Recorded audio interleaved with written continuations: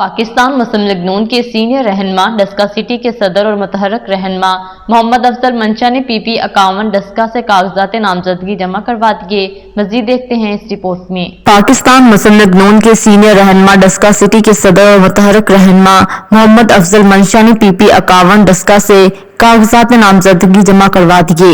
इस मौका पर मोहम्मद अफजल मंशा का कहना था कि मैं कायद में मोहम्मद नवाज शरीफ का वो सिपाही हूँ जो अपने शहर के कायदीन ख्वाजा मोहम्मद आसिफ और मोहतरमा नशीन इफ्तिखार की क़ियादत में आवाम की खिदमत करने का जज्बा रखता हूँ।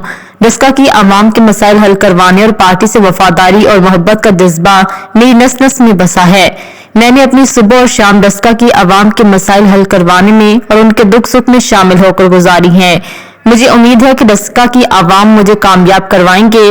मैं इंशाअल्लाह अपने कायदीन की क़ियादत में डस्का की आवाम की बेहतरी और तरक्की के लिए कोई कसर नहीं छोड़ूंगा।